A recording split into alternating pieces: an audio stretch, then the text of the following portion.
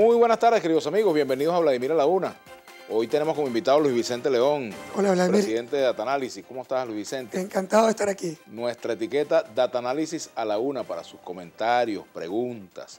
Bueno, hay temas, de sobra, Luis Vicente, la economía, la política. A mí me gustaría comenzar por el diálogo, en primer lugar, por esta tentativa que ayer hubo de nueva reunión entre gobierno y oposición. Lo que hubo fue una reunión por separado entre el gobierno y los mediadores, y la oposición y los mediadores. Sin embargo, se produjo un documento de estas personas que vienen a tratar de facilitar el diálogo, encabezado por Monseñor Celli de Italia, del Vaticano, y también por los expresidentes Rodríguez Zapatero, Fernández, Torrijos, y el secretario general de la UNASUR, Ernesto Samper. Me imagino que habrás visto el comunicado. Ellos están llamando a cesar la batalla mediática, los bombardeos mediáticos, ¿no? Sí, bueno, mira, yo creo que el primer elemento importante es entender que más allá de los problemas que evidentemente hay para poder mantener y avanzar en el proceso de diálogo y sobre todo llegar a lo que realmente hay que llegar, que es una negociación política, porque diálogo, tú y yo podemos dialogar y también te puedes ir con unos amigos por ahí. Una tertulia, pues. No, el tema aquí es cómo negocia el rescate de los equilibrios políticos y económicos del país. Y eso exige una negociación, exige mediadores que permitan, primero, poner de acuerdo a las partes y segundo, ser garantes de que esos acuerdos se cumplan.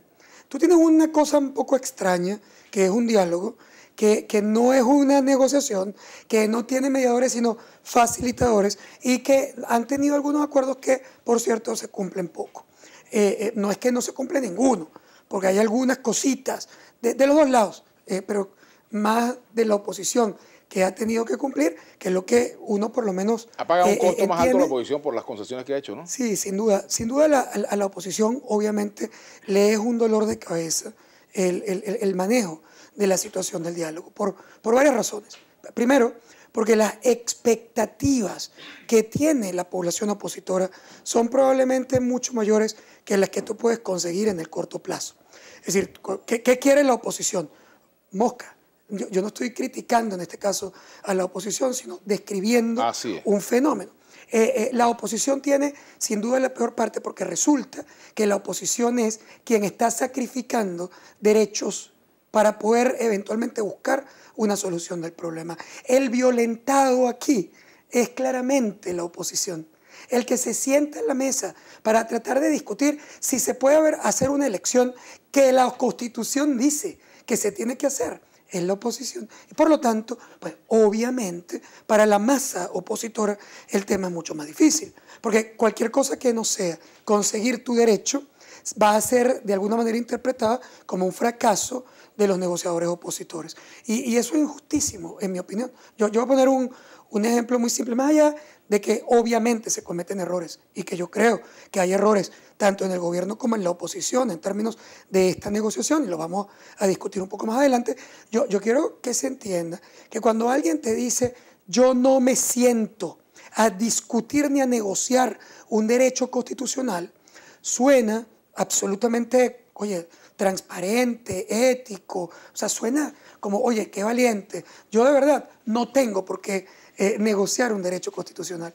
Pero yo, a ver, discutiendo con mi esposa, que es realmente muy radical en estos temas y que siente que es un error negociar un derecho constitucional, yo me imagino siempre qué pasaría si, oye, yo que estoy en Caracas, es una ciudad tan peligrosa y tan insegura, en algún momento determinado termino, Dios me ampare, me libre, me favorezca, secuestrado en Caracas una noche, y el secuestrador llama a mi esposa y le pide rescate y mi esposa le va a responder, ¿tú sabes cómo es? Yo no negocio el derecho constitucional de la libertad de mi marido. Y entonces estoy listo.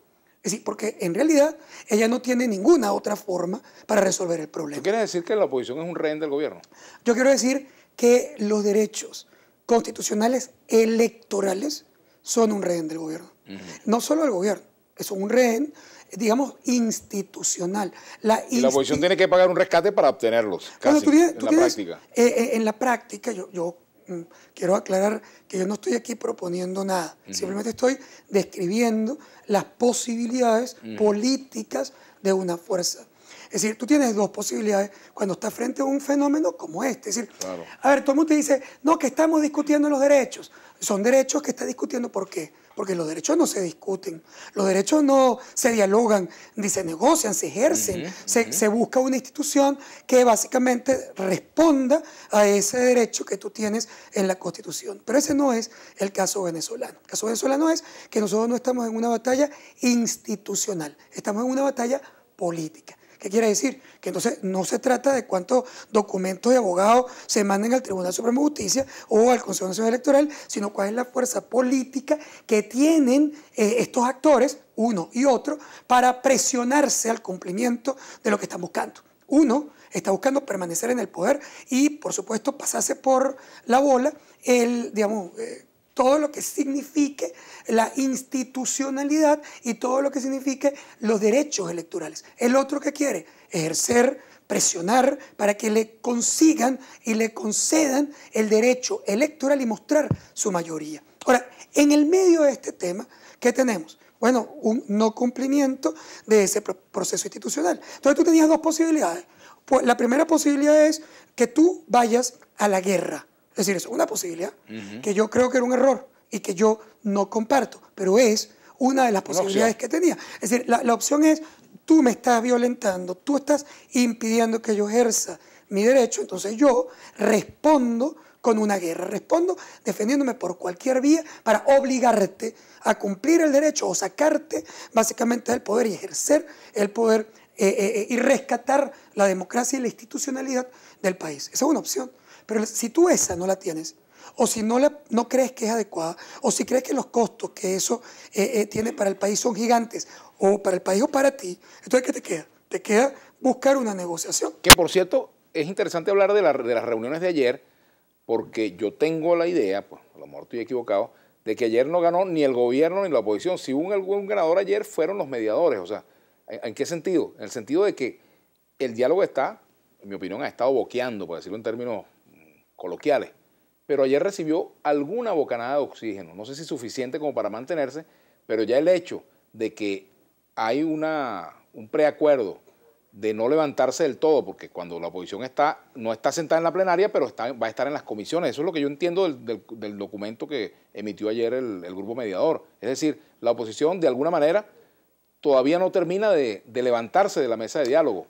En definitiva, yo creo que es lo correcto estar en esas comisiones, porque la plenaria es la que decide, ¿no? Absolutamente. Yo creo Son que comisiones exploratorias. Un tema que es muy importante es que esta estrategia de diálogo y negociación está, en mi opinión, mal planteada, incluso de origen.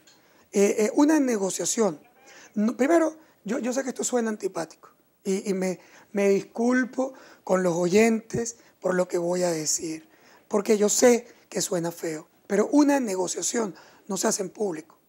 Tú no pones unas cámaras, para que estén permanentemente mostrándole a la gente cómo se están llegando a los acuerdos políticos. Los acuerdos ni aquí ni en ninguna parte. Esas son negociaciones muy duras. Y la verdad, tú estás viendo... Porque si hay cámaras...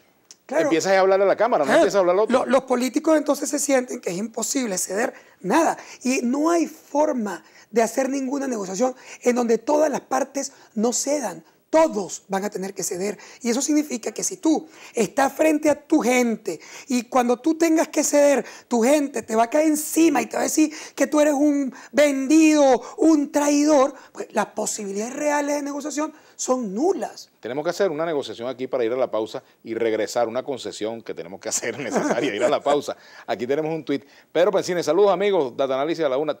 Time elige a Trump hombre del año. ¿A quién elegirían usted en Venezuela? Buena pregunta para el regreso. A lo mejor estás tú, Pedro Pensini. Vamos a hacer la pausa en nuestra etiqueta Data Análisis a la una. Ya venimos.